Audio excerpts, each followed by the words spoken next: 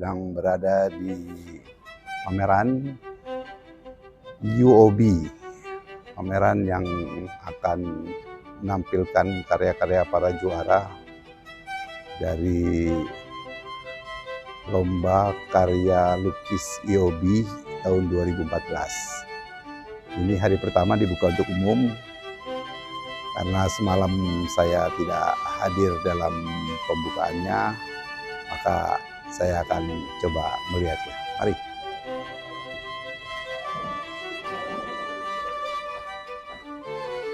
Yang pertama yang akan kita lihat hasil karya para finalis UOB 2024. Mari. Karya ini menggunakan mix media, jadi dari keyboard bekas dia coba rangkum, tata, dibantu lagi dengan tekstur pasir, ya, sehingga akan melihatkan gradasi daripada bentuk-bentuk keypad dari sebuah limbah komputer yang sudah tidak digunakan lagi. Karya ini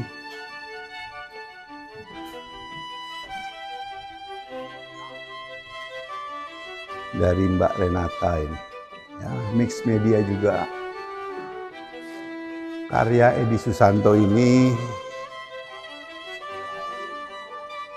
dia menarasikan lukisan dengan abjad Jawa yang sangat kecil sekali, mengitari semua garis-garis ini. Ini tulisan-tulisan Jawa, ya, jadi apa kromo inggil ini, ya, semuanya ada didekatkan tuh, bisa kelihatan dah tulisan-tulisan nih, tulisan-tulisan Jawa tuh, ya. Jadi mereka membuatnya benar-benar sangat detail sekali, ya.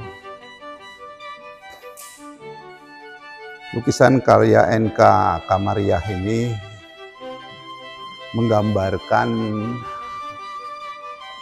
seorang maestro lukis Indonesia, yaitu Raden Saleh. Dia melihat kehidupan masa lalu dan masa depannya, dikerjakan dengan detail dengan media kanvas cat minyak, ya, sehingga guratan-guratan tipisnya kelihatan sekali sangat teliti gitu. Ini karya Iwayan Piki Suena. Dia abstrak, ya, dengan ada teksturnya, ya, jadi mix media dengan bahan dasar kanvas dan cat minyak. Karya Muhammad Yakin. Medianya adalah kanvas, ya.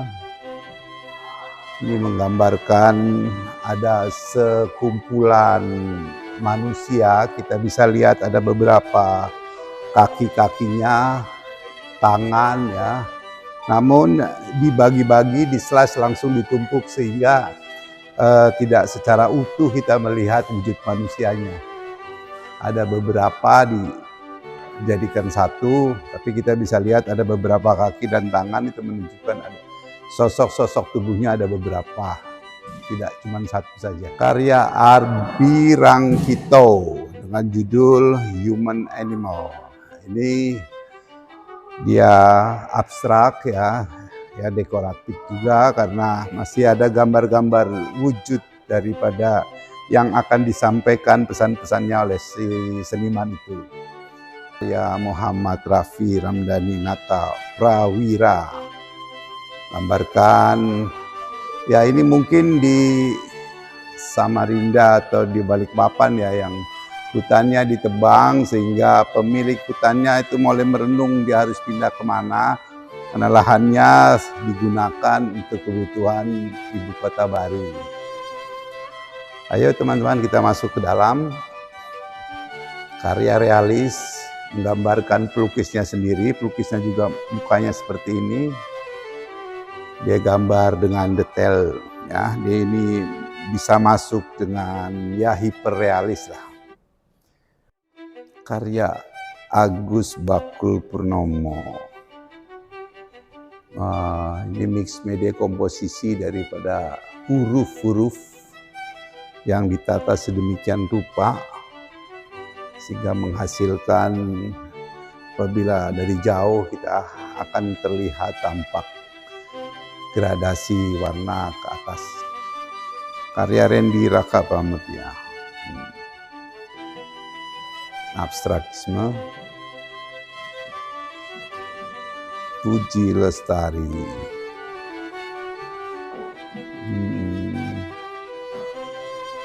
Mix media di atas kaca. Lina, ini mungkin menggambarkan wajah pelukisnya ya.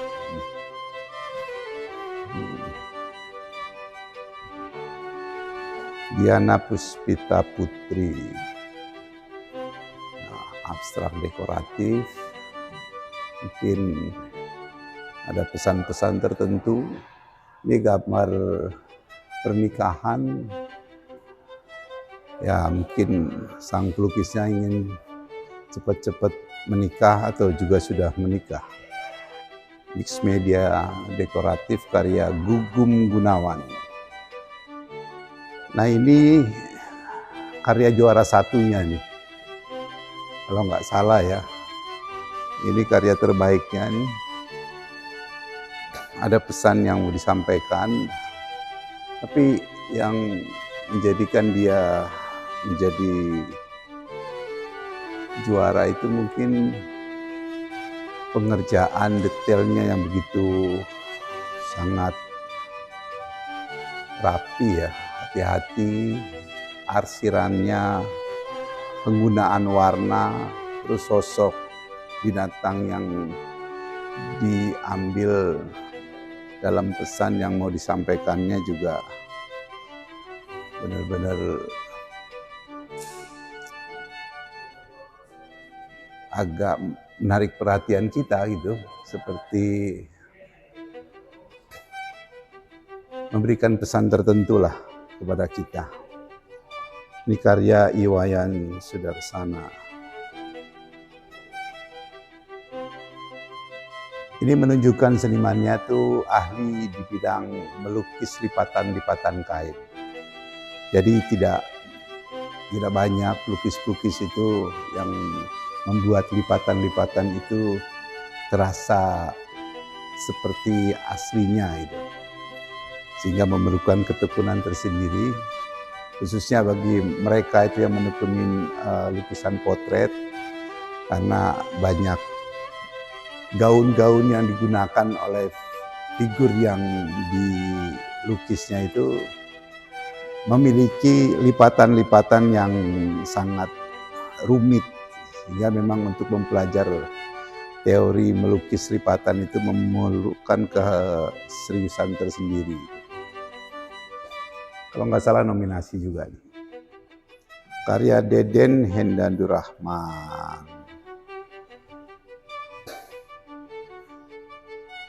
Ini kompilasi dari beberapa lukisan, antara yang hitam putih dan yang warna dijadikan satu kesatuan menjadi satu bidang karya.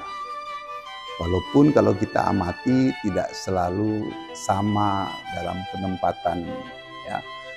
Dia hanya mencari gunungnya ketemu dengan yang hitam putih dan warna. Nah, sehingga bisa dinikmatin karyanya oleh para pengunjung. Namun lukisan warna ini dikerjakan secara detail yang luar biasa. Detailnya telah memenuhi standarisasi sebagai pelukis yang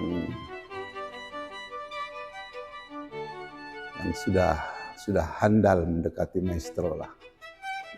Karya Beta Is Apriandi di Cabik Matahari. Nah, ini dekoratif menggunakan bahan plastik ya.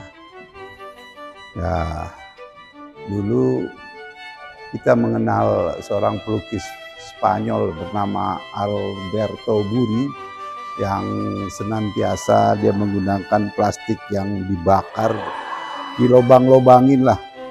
Plastiknya dilobangin ya, mungkin ini terinspirasi oleh pelukis maestro dari Spanyol itu yang bernama Alberto Buri.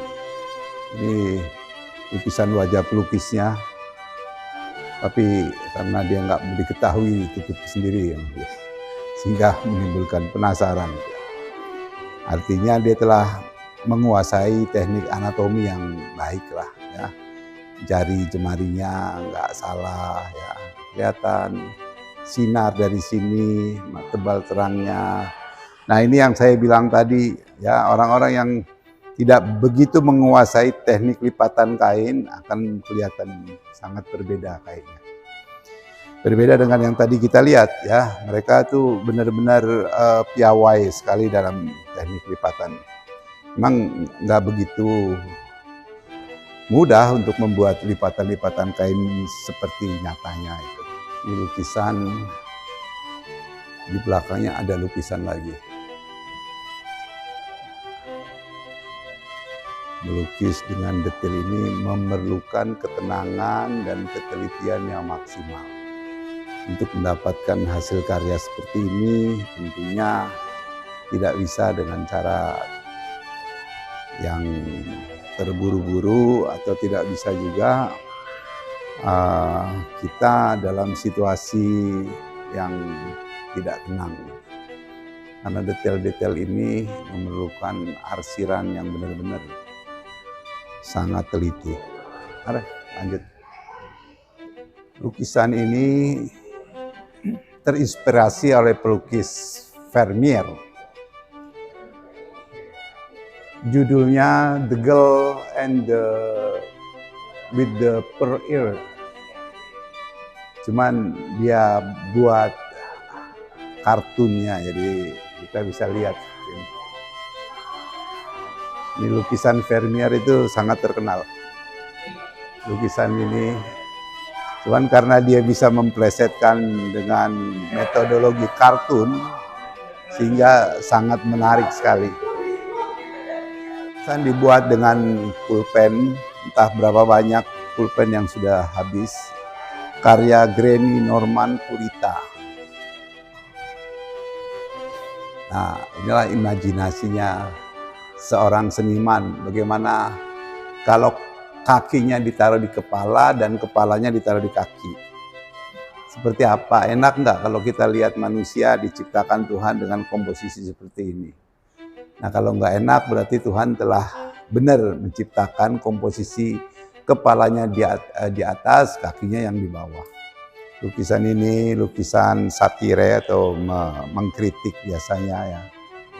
Nah, mengkritik kritik sosial ya, dituangkan dalam bentuk gambar.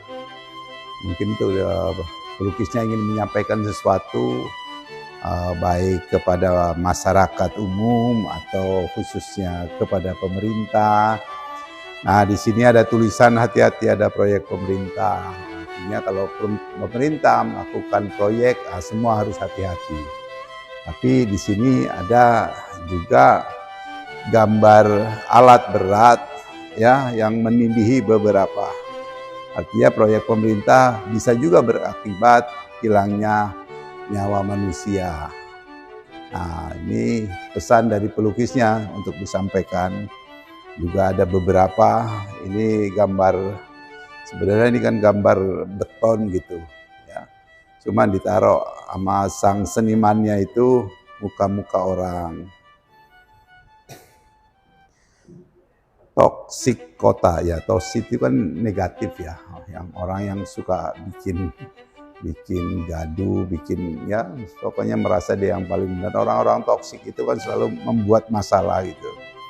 Nah ini kota ya yang toksik lah, maksud dari senimannya kurang lebih begitulah. Judulnya Disintegrasi. Wah, Mbak saya mau tanya, karya ini memenangkan Yobi Award tahun 2024 nggak Mbak? Iya betul. Dari ini karya dari Lena Buslimo ini memenangkan Silver Award dari artis pendatang baru. Oh luar biasa ya. Ini karyanya seperti ini. Kebetulan kemarin kita awarding artisnya ada di sini. Oh ada ya, Iya. datang untuk menerima awardnya sekalian ya. Pak, ada beberapa kategori pemenang Pak? Ada dua, kategori profesional dan kategori kreator. Oke, kalau profesional itu tidak tergantung usia. Oh, kalau kategori profesional itu biasanya mereka punya portofolio di bidang seni. Nah, saat ini kita dengan Ibu Maya Rizano dari Yobi yang punya hajat ini ya. Kita sangat senang sekali Yobi berkelanjutan hingga ke 14 kalinya atau 14 tahun. Kita berada di karyanya Muhammad Yakin. Ini kebetulan pemenang utamanya. Kita akan dengar sedikit cerita dari Ibu tentang mengapa memilih ini sebagai karya terbaik pada Lomba Yobi tahun 2024 ini. Silakan Bu. Ya, baik Pak Farhad, terima kasih atas kesempatannya. Terima kasih. Ya, seperti tadi Pak Farhad katakan betul, tahun ini kami di program Yobi Painting of the Year yang dilaksanakan oleh Bank Yobi Indonesia dan merupakan salah satu rangkaian dari program CSR kami ya yang berfokus pada seni, pendidikan dan anak-anak. Yobi Painting of the Year Award telah dilaksanakan di Indonesia kemarin tanggal 16 Oktober. Dan pada hari ini kita melihat karya yang begitu memukau dari seorang Muhammad Yakin. Muhammad Yakin ini adalah seorang artis yang pernah mengikuti juga kompetisi Yobi Painting of the Year. Saat itu beliau menjadi pemenang untuk Emerging Artist ya, yang pertama, jadi yang kita namakan Most Promising Artist of the Year. Dan tahun ini setelah tahun 2019 beliau memenangkannya, 5 tahun kemudian menjadi pemenang Established Artist khusus langsung untuk tingkat Indonesia.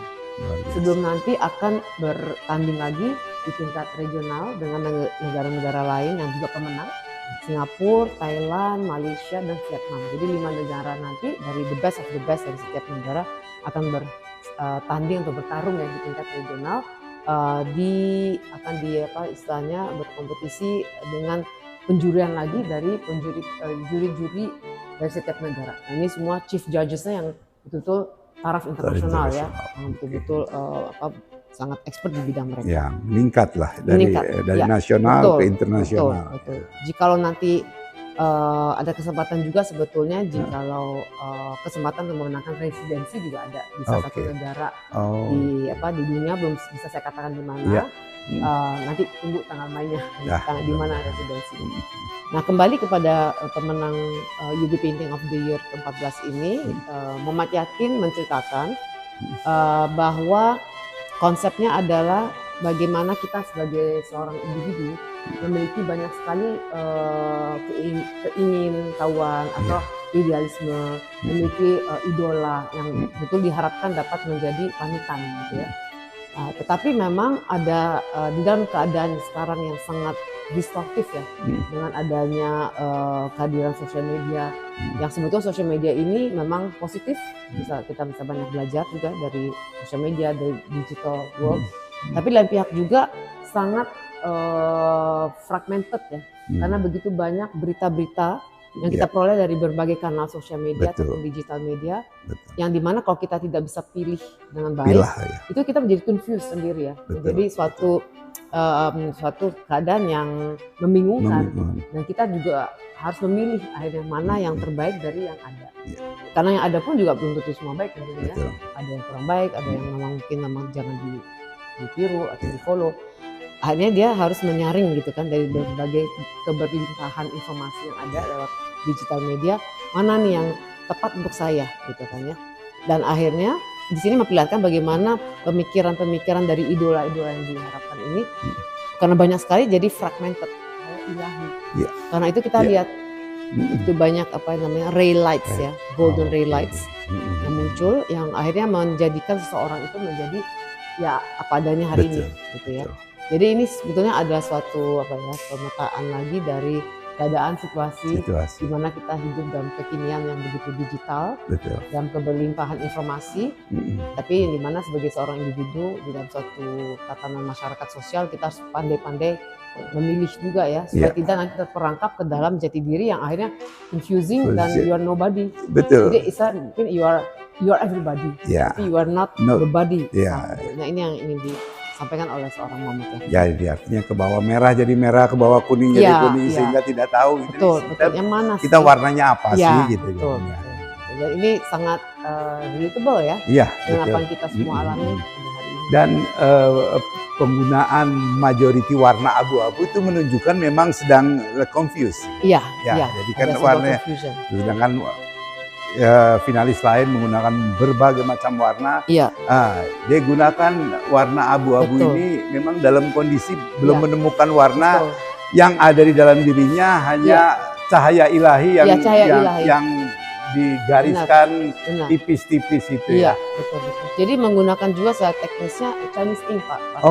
Dia gunakan Chinese ink dan golden leaf ya di sini ya. Iya. Menarik karena Chinese ink mungkin untuk pelukis Indonesia nggak terlalu banyak ya. Betul. Itu selain akrilik tentunya. Memerlukan keahlian khusus ya. Itu dimiliki oleh pelukis-pelukis dari China yang memang dia dalam melukisnya itu menjiwai sekali itu. Dan mungkin sebenarnya proses pemilihan oleh para juri, Ibu Melati Suradharma sebagai ketua dewan juri, Mas Eri Pemat sama Mas Agung ini, mereka kan memang punya proses seleksi yang sangat ketat. Jadi sebelum melihat karyanya kan lihat dari submission foto-foto dulu, mereka udah punya rank seperti apa gitu, dipelajari lagi, didalami, baru dan mereka udah kasih scoring ya. Dan sewaktu ini sudah datang karyanya, ternyata waktu di scoring kok semua kurang lebih align. Dan kurang lebih hampir sama meyakini bahwa Muhammad Yakin ini kelihatan the best. Jadi sebetulnya penjualan proses ini juga nggak main-main gitu. Melalui proses panjang. Karena subjektivity dihilangkan dulu, jadi biar mereka kerjakan di masing-masing punya pemikiran, semua karya yang masuk ya. Ada ribuan yang mereka pilih. Betul. Jadi sortir 50, tapi yang khusus yang karya ini kok ya scoringnya deket-deket gitu. Jadi saat mereka bertemu muka dan karyanya ada, pas dilihat scoringnya, hampir sama semua.